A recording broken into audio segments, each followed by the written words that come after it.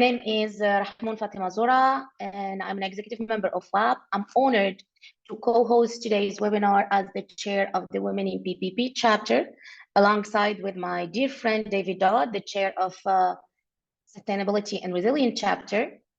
Today's webinar is the second in a series of insightful webinars that aim to foster dialogue and action in this vital area of women and sustainability. Today's discussion is particularly timely and important as we face growing environmental challenges and strive for sustainable development. The role of women in leading and driving infrastructure projects has never been more critical. So women-led projects in infrastructure not only promote gender equality, but also bring unique perspectives and innovative solutions to the table. By exploring innovative financial models and PPP's mechanism, we aim to highlight how these projects can be both sustainable and resilient, ultimately contributing to the global agenda of inclusive and sustainable growth. We are privileged to have an outstanding panel of speakers today. Our panel includes representatives from ALSF, from government sector, from UNEC. Each speaker brings a wealth of experience and knowledge that will greatly enhance our discussion. But before we begin, here are some few, let me say the word housekeeping items. This webinar is being recorded and the recording will be made available to all registered participants. We encourage you to actively participate by posting your questions in the Q&A section throughout the session. We will have a dedicated Q&A session towards the end of our webinar, where we will address as many questions as possible. Let's get started. I'll now give the floor to Karen Malley, the co-chair of the Resilience and Sustainability chapter within WAPPP, who will be our dear moderator for this exciting webinar. Karen, the floor is yours. Thank you, Fatima. Welcome all. Hi, and greetings of the day for people from across the world. I'm really interested and excited to get participated in this webinar. I am being supported by, of course, Fatima, the chair of Women in PPP chapter, and our beloved David is there, the chair of the Sustainability and Resilience chapter of WAPPP. And with that context, I'm also today delighted to be among the great people who are working on the ground, and they have extensive experience in the intersection of women, PPP, and resilience, and that's what the theme of our series of webinars is. And I would like to start with a brief introduction of all of them, but I would let the respective ladies to introduce themselves because they have such a vast experience. I may not be able to do justice to that. And I would start with SARA Alvarado. She has over 30 years of experience across the sustainable finance, capital market projects, and infrastructure projects as well. She is a board member on various different companies across the board. And we have SHAINA SALMAN, who is bringing the legal aspect of the infrastructure development, and she is bringing it from mostly and specifically from the African continent. And we also have HELEN. Unfortunately, she has joined from a link, so there is a technical error. The name is appearing as Kiran Mali, but his name is HELEN, MALATHI HELEN. And she is a very senior officer in Tamil Nadu government infrastructure entity, and she will of course introduce. So I would just like to start with SARA. If you can, SARA, introduce yourself, give the context, what kind of projects you are working on, and then we'll go to SHAINA, and then we'll go to MALATHI. Thank you. That I started my career in infrastructure many years ago, and then on the institutional side, and then moved to the European Investment Bank, do a little bit more policy structure products, that counter-cyclical type of work. And now I'm working on two guidelines for UNEC. One is on the digitalization of PPPs and how can you use digital tools and digital transformation to accelerate the process from the early phases to completion. And I'm also working, interestingly and coincidentally, on the empowering of women in the PPP sector. So it is no coincidence that I'm here. I am delighted to be doing this work because there's a lot that can be done to accelerate that work. Thank you so much.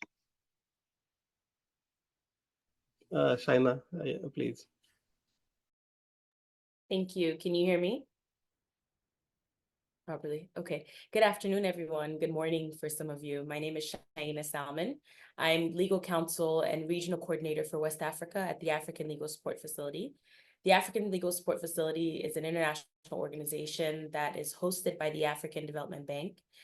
We work in providing technical legal assistance, capacity building, knowledge management tools to African governments in the negotiation of complex commercial transactions.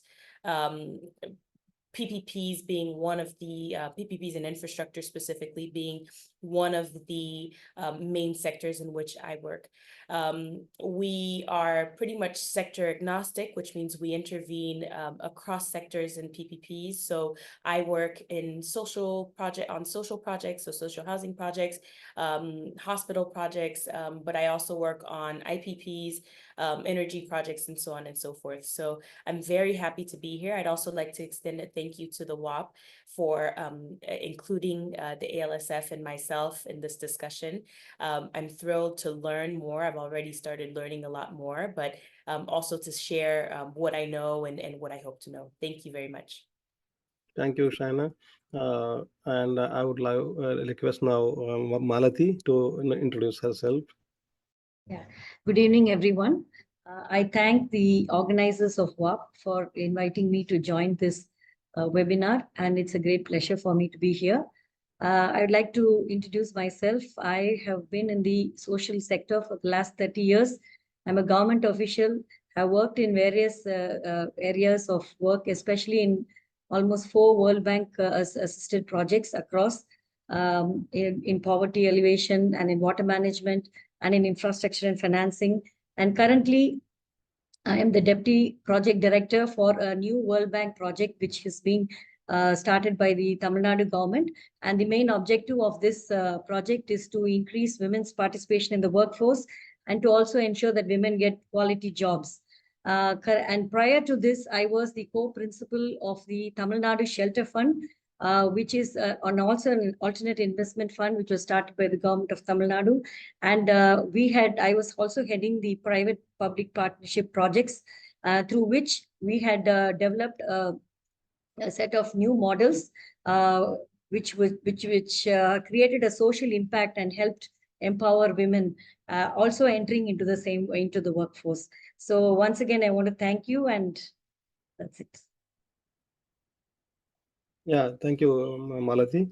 And I think with that brief introduction, it is now time for us to hear and listen to the first-hand experience of these people who are working with different innovative projects, different innovative contexts, and learn from that. And I think different questions will flow as we hear more from you.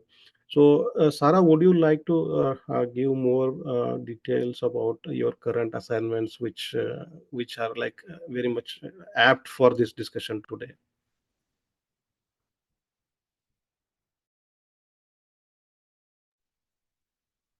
Sure, thank you so much. At the UNECE, guidelines are being prepared for governments to use, look at what policies could be implemented, ideas, real ideas, tangible ideas, right? Not just up in the air, but what we include those policies and those guidelines to policymakers is real examples. So we use cases.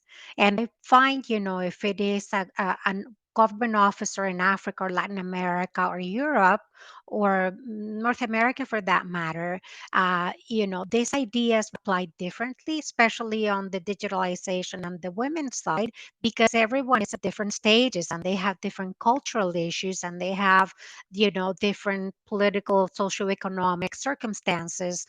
So using the use cases would give them a sense of what circumstances were this idea flourished and what did they need to do. And it also provides a contact. So if somebody needed to pick up the phone and say, did you face a problem with X or Y? I find the use cases are magnificent, included in the guidelines. So the first guideline on digitalization is moving along very quickly, is expected to go for approval in the fall. And for the female empowerment, women empowerment in the PPP space, we're looking at both the women as workers in as a career in infrastructure, but also women as users of the infrastructure, right? Can you provide lights at a bus stop and little things like that that can make it easier, more user friendly for females? So that one was presented, the inception, the idea in Istanbul, and David was there also working on his own guidelines that was presented in May. Early May, and it will continue the process. So very excited to.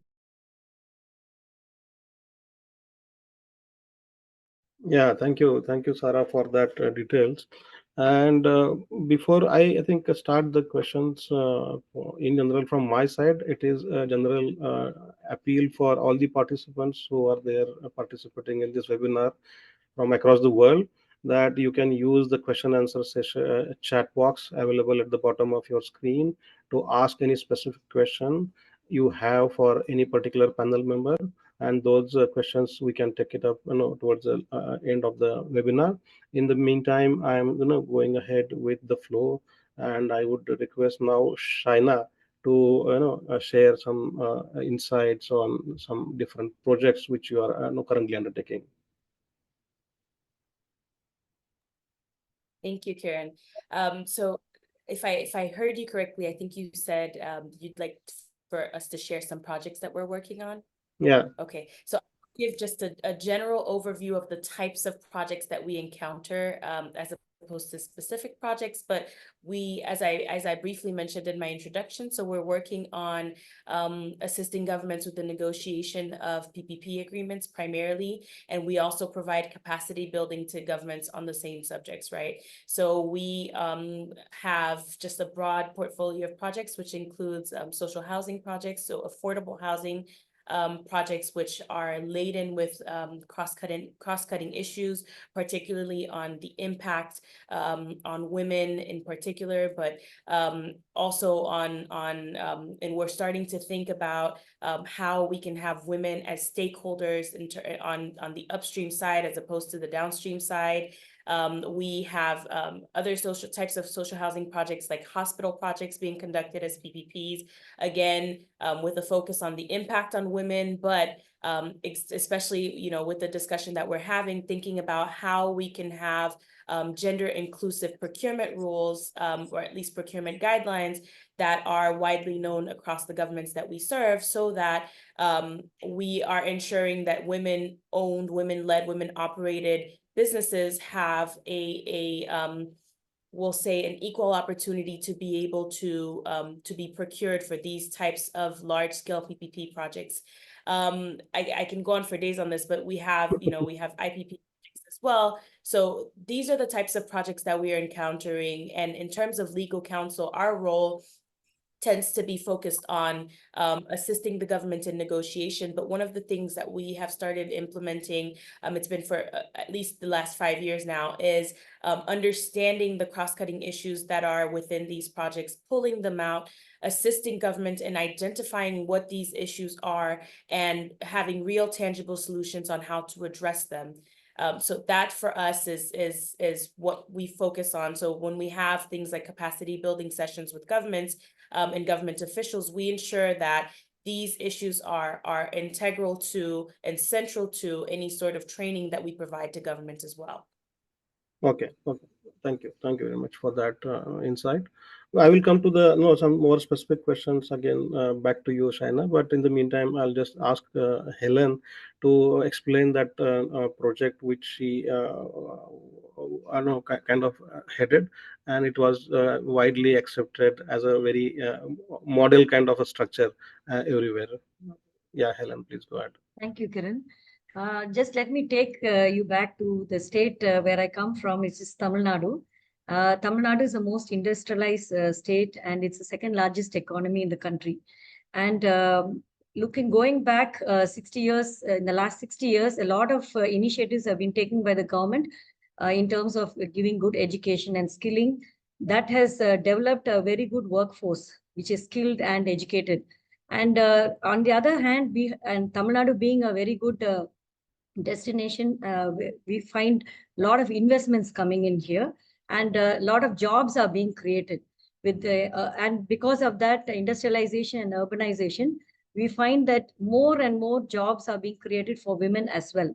So we find migrants moving from the rural areas, women from rural and areas from other cities and other states are moving in towards the cities where their employment lies. But culturally, looking at our state, there is always a fear when women wants to come out of her home because of safety reasons, for the place of accommodation, what type of transport she would take. So looking at this, the government itself had set up a few hostels, and that's been there for some time. But unfortunately, we could not give a professional service due to various other reasons, because it was fully run by the government.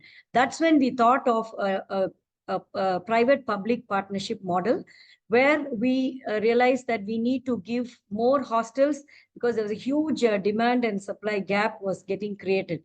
So with this in mind, the Tamil Nadu government also set up a new innovative fund, which is an alternate investment fund, which is a Tamil Nadu Shelter Fund. And this is being managed by the Tamil Nadu Infrastructure Fund Management Company, which is also set up by the government. So through this, we were able to get additional financing apart from whatever the government was planning. So initially, we set up an SPV, a special purpose vehicle, and this was promoted by the government. And the land and part financing was given as subsidy by the government. The remaining finance was financed by the alternate investment fund, which is the Tamil Nadu Shelter Fund, and that was provided as a debt financing. And every time we had developed new models actually, and every model was structured and financed differently. So the model goes like this. So once the hostel is built, the hostel is built by the SPV, the design, the construction, the operations, and the general functioning of the hostels are maintained by the SPV. The revenue from the revenues, the debt is paid out. So we have paid out, and also the operations cost are being met. So we found that in the last 3 to 4 years, we have really built many hostels, and today we are catering to almost more than 2,000 women are being benefited. And in the industrial sector, again, we have the blue-collar workers and who also require accommodation, and which should be safe and women-friendly accommodations. So for that, we had a separate financial model that was developed, wherein the SIPCOTs, which is the industrial park, which owns the lands in the industrial area, they provide land at a market value, and they also do part debt financing along with the AIF funding.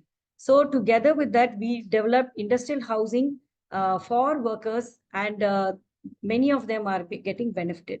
Some of the things that we took a lot of care in making sure that this model works. The first thing that we did was there had to be a perfect mix of both the private and the public participation. So all the operations, we built a model where initially, from the time of choosing the land, which was given by the government, though the government showed us the land, we did a proper detailed feasibility study with a private agency. Then we finalized the land. Then the construction happened. Every time from the design and the construction, we brought in private players so that there was expertise in it. There was professionalism in it. And also at the stage where we had to operate the hostels, we had a 2-layer model. So we had the SPV's own team at the state, and we also had private players, private professional agencies at the hostel level to ensure that professional services were given to the end user. So this was, of course, a challenge, because we need to bring in both players at one platform. And right enough, this became a very good model. Of course, it was tried, tested, and now it has become one of the best practices and adopted and taken to the other countries as well. Yeah, thank you, Helen. One quick follow-up question to Helen is just for the benefit of the audience, just give the numbers like how many beds, how many women can we accommodate, so that they can get the scale in their mind, how big the project was. Yeah. Okay, so we have done it in 2 or 3 phases. So in the phase 1, we have around, we had done 3 greenfield hostels and 8 retrofit hostels. So the 2 models that we followed was, one was a greenfield where we identified new lands and we built. The other one was there was existing buildings that were already lying with the government and already existing hostels. We took over those hostels and upgraded them and brought them on par to the private sector. And then now in the phase 1, we are able to provide around 1,200 beds. And then the phase 2, we are now developing hostels for another 600 beds. And the phase 3, we have almost, it is in the construction phase, and that will be another 500 to 600 beds. So totally about 2,000 beds, but we do have a target, and we are like looking at completing construction for almost providing 5,000 beds in the next couple of years. Oh wow, that's like a huge scale with which the government entity is operating in a very innovative model. And I think as a panel, we are very much balanced today, and it cannot be more balanced because SARA is bringing more about the corporate or general finance perspective to get the project more viable. SHAINA is bringing the legal regulatory aspects into the picture, going down to the level of different clauses to make sure the intended purpose of inclusiveness or the equity is there. And of course, Malathi is there to bring the insider government perspective, how the constraints government faces, and using those constraints also they are able to come out with such a good project. Now I will go one by one with all the panelists and ask some specific questions. I would like to start with Sara. And Sara, while we discussed the context in general, if I want to ask you specifically where you see the opportunity in the current environment for women to participate more effectively and in the sustainable and resilient projects. Thank you. Can you hear me okay? Or should I turn I off think the video? it is breaking, so it is better if you can please switch off your video for a while at least. Thank you, Sarah. Please go ahead. Yeah. Is that better? Is that better, Yeah. Kieran? Yes. Okay, great. So thank you so much again. And opportunities for females, and fascinating to hear from Shaina and Helen, because I am the private sector money. I've financed 22 hospitals across Ontario and Quebec, and roads and bridges, and you name it, over my career. And where do I see opportunities? I mean, we all know that transport, energy, and buildings are the largest GHG emitters, and that we have huge needs for clean transport, clean energy, and clean, sustainable buildings, and also for adaptation and resilience. David is the expert on this. So what I see there is the spectrum of careers, right? Like you have from engineer, governments, legal, sustainability, finance, you name it, right? And in that spectrum, there is a significant need for professionals to come in. So there should be room for females to bring expertise and help in developing all these things. Now, I've seen very good representation of women in the environmental and sustainability career paths. And I think, now all projects are looking at integrating ESG and the SDGs. It is demand from private sector investors, right? They have to answer to regulatory requirements, they have to answer to reporting requirements, and therefore these things need to be taken into account. So in addition to the traditional engineering, finance, legal, and government, and so on, we now have the environment environmental component that is very key. No project is going to move without that. And that's where we have the demand. And we also have the supply coming from a lot of female representation. I'm not saying that they won't come from the other careers, but I think there's significant opportunities for them to come at the table in a leadership role. We also need to tackle adaptation and resilience, as I said, and the demands for people specialized in this are huge. Mind you, infrastructure and PPPs are so specific and so technical and so unique in a way that women need to start early on in the process. And maybe I'll talk about that a little bit later, but that's very important, right? That we look at the career curve. Thank you so much. Yeah, thank you, Sarah. I think you have set the canvas wide open for and pinpointed the various different opportunities which we can take on. I would now move to SHAINA. SHAINA, you have been working extensively in the African region, and many African governments are your clients. With those African governments, how these governments are making sure that the women-led enterprises or women-owned companies are getting more participation in the PPP projects in general, or let's say in policy level, initiatives to make the environment more conducive for such effort. If you can give some insights on that. Sure. Thank you, Kieran. And it was quite a delight to hear Helen's project. I think that's a wonderful initiative, and that's truly the type of innovative models that we are hoping, at least I'm hoping, that my clients can replicate. In terms of, so I apologize in advance, but my experience is in Africa, so my examples are going to be primarily on Africa. But when I think about, when I think about the infrastructure development gap that we face in Africa, so the African Development Bank estimates today that there's a need for $130 billion to $170 billion for infrastructure development each year in Africa. And that leaves us with a gap of about $100 billion, right? And while it's difficult to ascertain the exact number of women-owned, operated, and controlled infrastructure businesses globally, what we do know and understand is that such businesses bring in trillions of dollars. So there's an estimated $13 trillion of women-led, owned, operated, controlled businesses across sectors. So while it's difficult to understand that, particularly in infrastructure, we can at least guess that if the continent can receive even a tiny piece of that through greater access of women to such markets, right? That can start bridging the financing gap. And my guess is that this is the same across the world, right? So in order to attract such investment, what we preach regularly is that we need better enabling environments to attract such investments.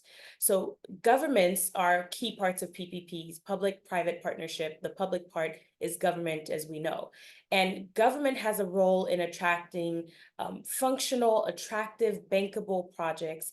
And government has a major role to play in ensuring that the enabling environment for such projects are right for promoting women's access to PPP projects.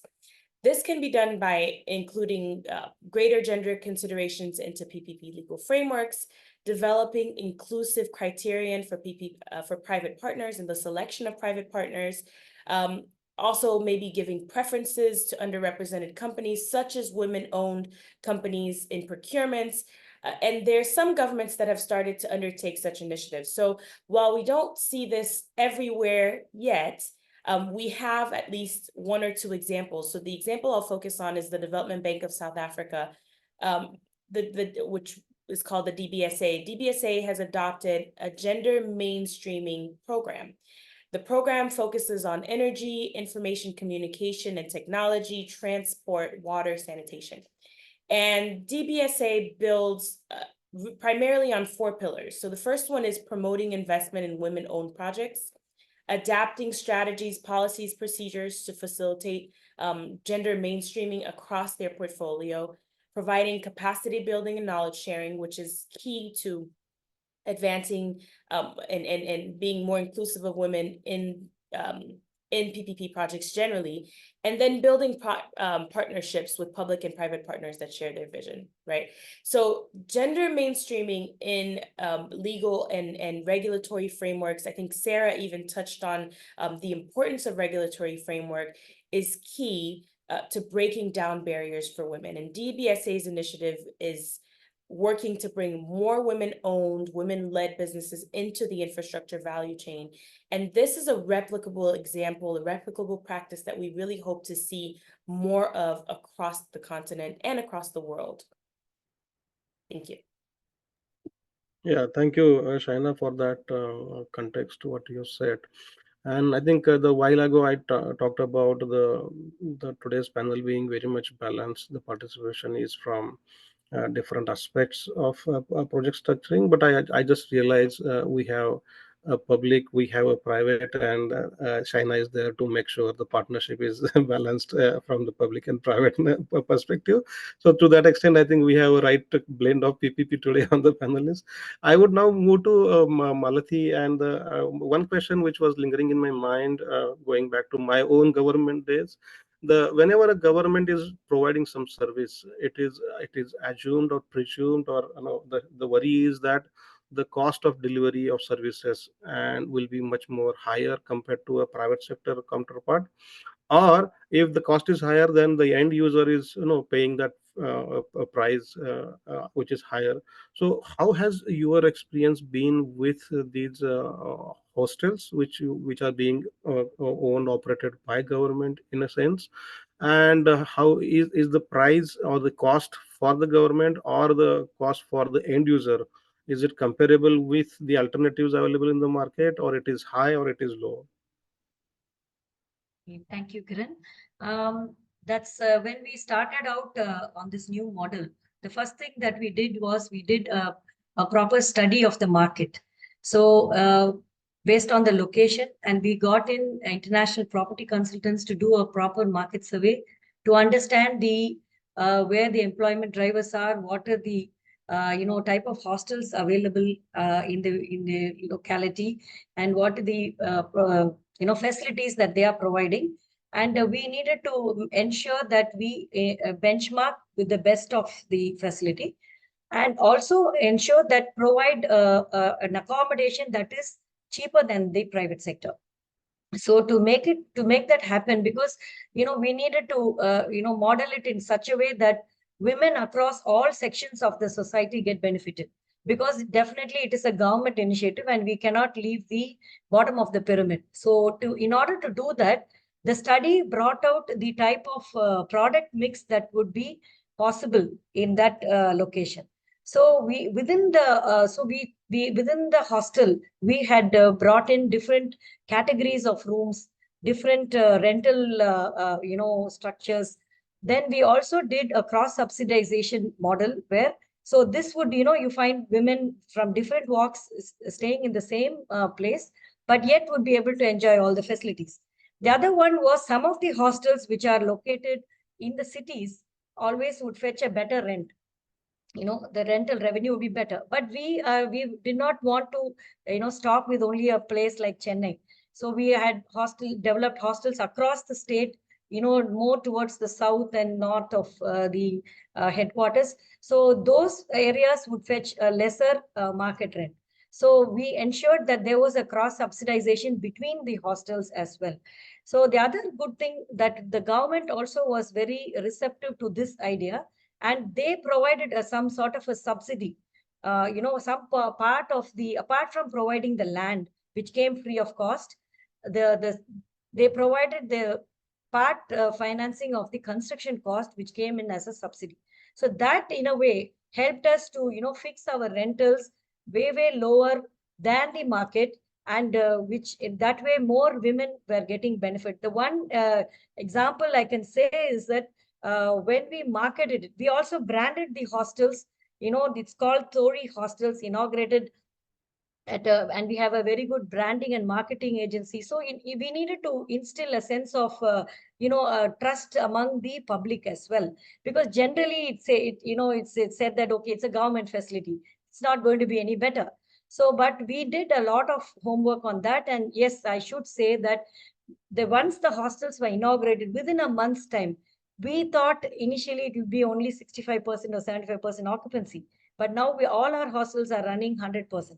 And we are in demand and we need more hostels. So the SPV, which was exclusively created, is called the Tamil Nadu Working Women Hostels Corporation. And that corporation company is an exclusive company which runs the operations and ensures that more and more land parcels are being brought in, or even existing buildings. We need not necessarily do greenfield. We also have a robust ESGMS system. So all our investments are run through, we run all our projects through the investment, the ESGMS, so that we are able to identify risks, we are able to mitigate them both before the investment, post investment, and also during the operations. So we also have a software and hostel operating software that we have developed. So women from anywhere could log in. They can just book the rooms.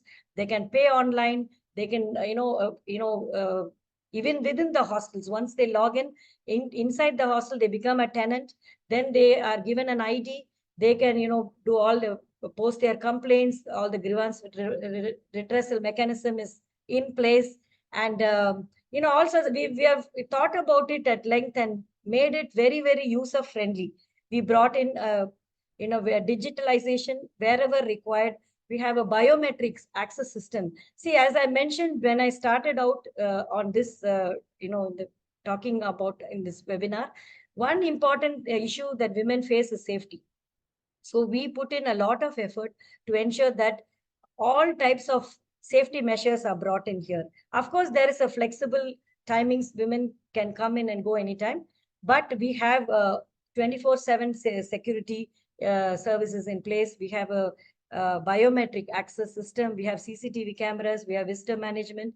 So thoughtfully, this has been crafted, and this model has really helped many women. And of course, I should close this answer by saying that it is an affordable solution for many working women. And I think being from the same country, I have some ground level insights about the project. And it's not only that a government spokesperson is here and she is talking, but we can check from the market that the hostel is actually giving tough competition to the private sector, the nearby private facilities. And it's not only affordable, but it is actually a world class, but still affordable. That's what I think I can call it that way. I will now, I think, pull Sara again to share her insight on how we can make the woman orientation or woman centric projects more from the policy level. How can policy enable that, and how from coming down to the specific example, if you can throw how this policy can make more projects to the ground. Thanks, Kiran. On the policy side, as we said, it is key. And I wrote an article a number of years ago, a couple of years ago on LinkedIn, on the need for us to understand policy, infrastructure, sustainability, and compliance. We cannot ignore any of those, right? When we're looking at a project, policy is a key component, and you also need to look at technology, right? We cannot close our eyes to what's going on. Technology is moving very quickly. Sustainability obviously is, it's not an option. We need to include it, and finance, right? We need to pay for private sector. But on the policy side, I picked a couple of examples, and one is Government of Canada implemented a policy a number of years ago whereby some subsidies were made available to set up on-site daycares at the workplace. And it was just posted on LinkedIn and remind me that, okay, what does that mean for projects, right? Projects are not necessarily in the center of a city. Some of them are, but most of them are far away, or roads or bridges and what have you. Having a daycare on site would probably mean or make the difference between a woman considering the role or not, right? And when I'm talking about career development, and I hope I can talk about that later, career development for females, it is a long stretch, right? You're not going to go in, at the end of your career into PPPs, right? You start by learning. So it is usually around the time that the kids come. The second example that I wanted to bring up, and again, Canada is what I'm most familiar with, is a G7 initiative that was initiated by the Investor Leadership Network. It is education at the Schulich School of Business, where this initiative provides a master's certificate in sustainable infrastructure development. So the idea here is to bring people from Africa, from Latin America, from Europe, from all over the world, basically, to interact with large institutional investors. So initially, the ILN was 13 large global investors, pension plans, and insurance companies. And that way, officers get to interact and know what is the private sector requirements? Why do they need that? Are they wanting to make our life difficult? And then that interaction and that conversation they bring back to their countries when they're trying to raise money. So my thought on that was, because governments are sending officers to this program, it would be great if they could say, we will be picking females that have shown leadership skills and send them to this kind of workshops or exercises, so they can bring back that perspective and progress in their careers. Thank you so much. Thank you, Sarah, for supporting the thought process with more practical examples which people can relate to, people can learn from. And I think now I will go to SHAINA to understand her experience and orient that experience towards how different financial models can be used to achieve the objective of the woman participation and woman empowerment. Sure, thank you. So I think sometimes it's good to take a pause and try to understand other financing models and other contexts and see how they can be applicable. So when I think about innovative financial models to promote women-led infrastructure, I think about existing financing models in different contexts that we can potentially look at for guidance, right? So when we think about green bonds, for example, and blue bonds, for example, these are financing mechanisms that didn't exist just a few years ago, right? So blue bonds began in 2007. So without going into too much of what are these and what do they serve, but blue bonds began in 2007, I believe. Green bonds, or the other way around, blue bonds began in 2018 and green bonds in 2007. And so when I think about these novel financing mechanisms, and I look at legal and regulatory systems, not just across Africa, but across the world, I'm finding that more and more governments are creating specific frameworks to deal with these types of financing instruments.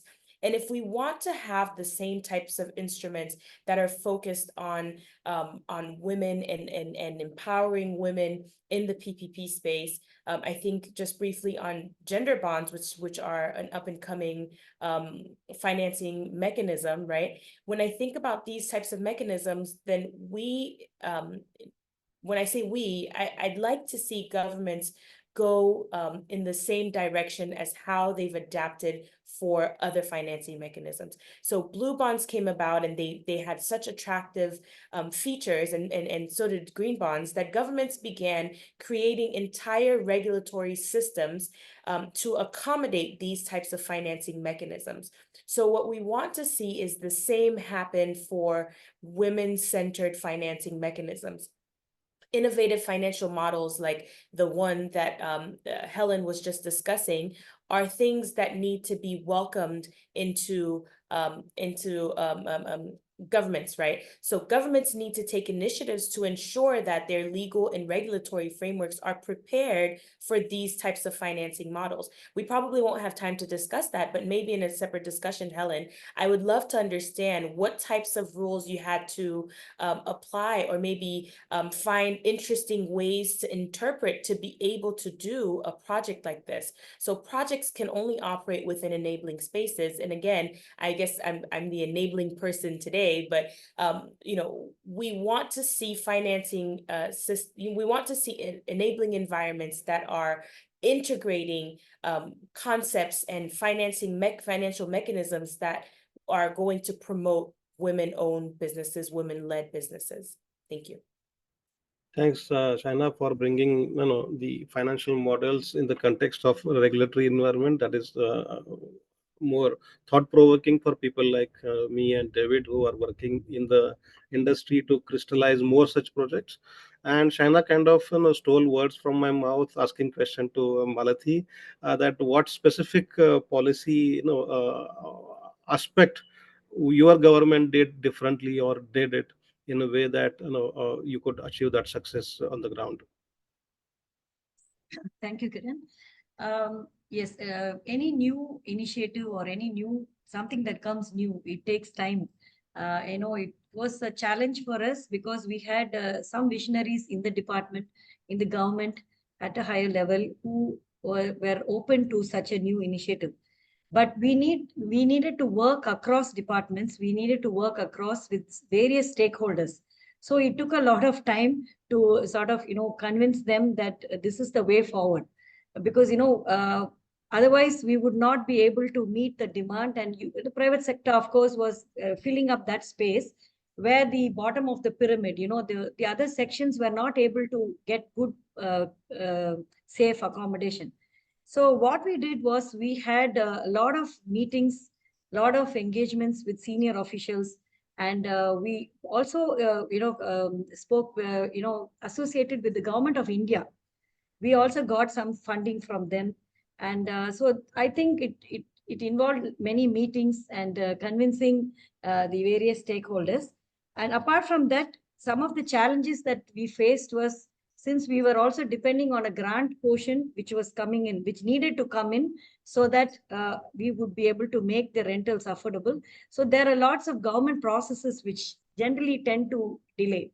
So we had to really do proper follow-up, very, very close follow-up and networking, and ensuring that we put our thoughts in the design aspect itself.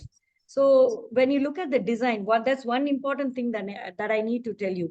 So usually when you call a hostel, it looks like a hostel, but we broke all that, right from the color of the building to the design, bringing in all elements of design which could make it women friendly, like even to the point of drying their clothes, or for the differently able, making it more inclusive, giving more open spaces, giving green spaces, and making it a green building, basically. So we ensured, and that was like you needed to get approvals. So you needed to go and sit down with the officials at the CMDA and all that, and work your way through. So, but now we are glad that we have good workable models. So though the difficulty was there in the first 3 years, we as a team, we had a very good team with financial experts, with legal experts, and I'm from the social sector, so I'm from the government. So with all that, we put our heads together and we worked. And now, since this has become a model by itself, it is getting scaled up rapidly. So to a point where this is being reviewed by our Honorable Chief Minister.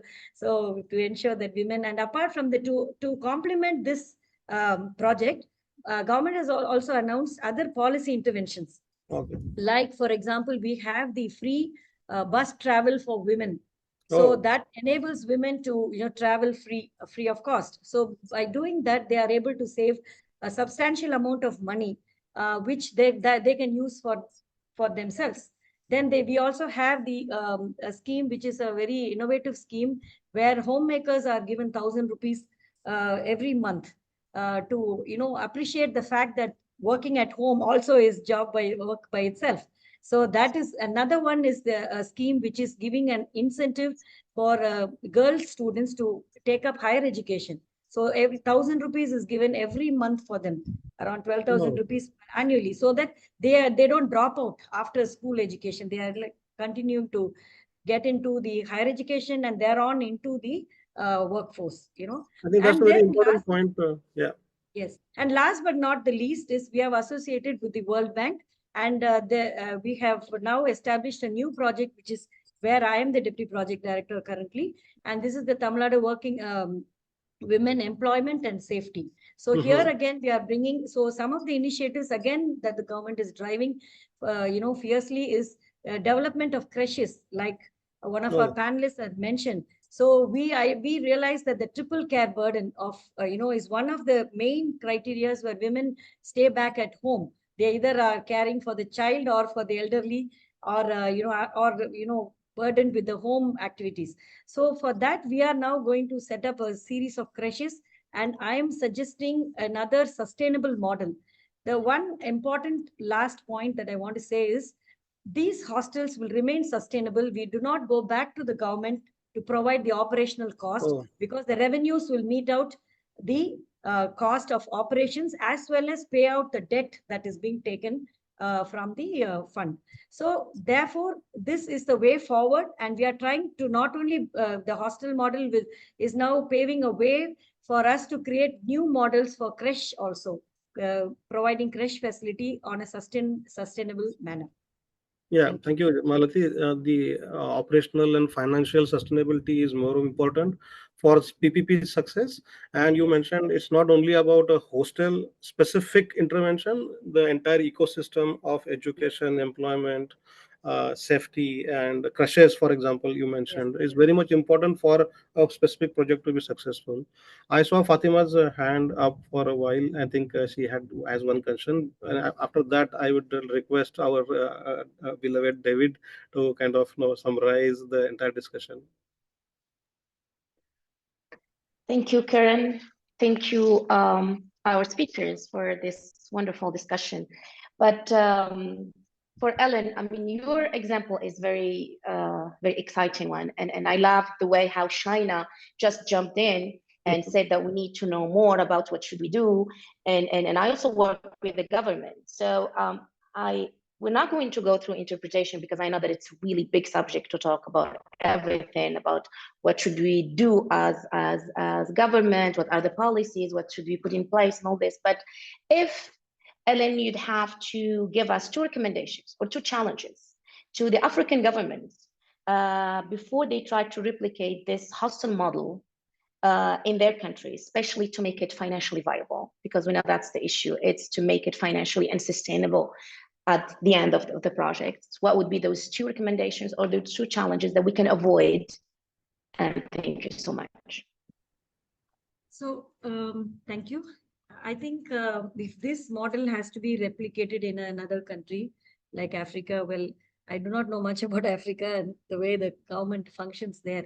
But I think one important thing is to look at where exactly the women workforce is concentrated, and, we have to identify, the government should be encouraged to ensure that in every development process, infrastructure development, they are able to earmark a place for a hostel, which is primary, comes at the planning stage.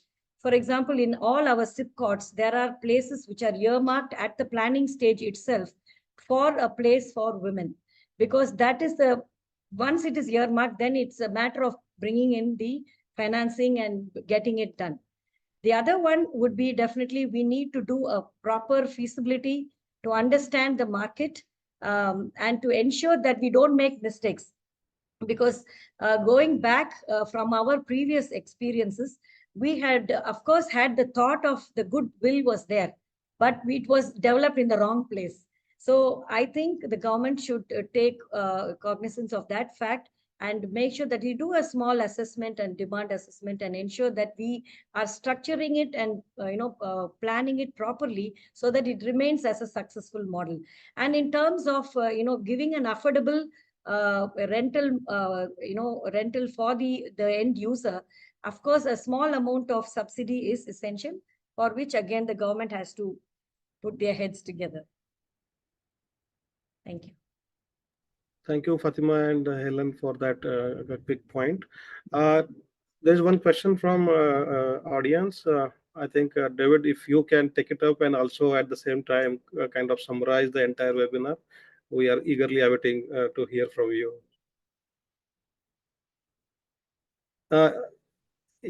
Thank you, Khan. It's my pleasure to do this. We always, encourage questions from the audience, and this is a very good question.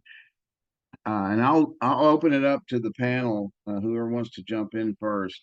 How can women-led PPP initiatives be effectively developed and implemented in small countries with small markets to enhance infrastructure resilience and sustainability while ensuring viability? Are there any successful case studies to share? And this is from our new member, Ranzan Primo. Ranzan, a great question. So I'll just open it up. Who wants to take that on?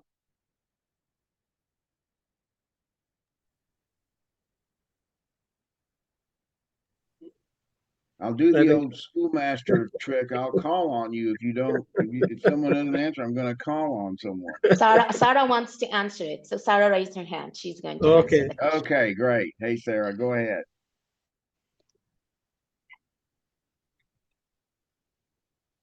I think. Thank you. And I hear my my bandwidth is now much better. Hopefully you can hear me okay. Yes. And that's precisely what we're working in. It is a matter of balancing, right? Like, how do you implement these things? How do you think about them from the start of the project, pre-procurement? Once you get to procurement stage, the transaction's already baked, right? So there's a lot that you can incorporate in the pre-procurement stage to make this infrastructure women friendly, not only women friendly, but women empowerment, such that, the example of the crashes on the daycares and many other examples that we're hoping to get in the guide is precisely addressing that question, because it's the many moving parts, right? Where you're going from, do we have the money? Do we have the policy? What is the technology can do for female? But I find it is very important to have females in the policy side, in the financing side, in the technical side, the technology as well, because then they bring that perspective.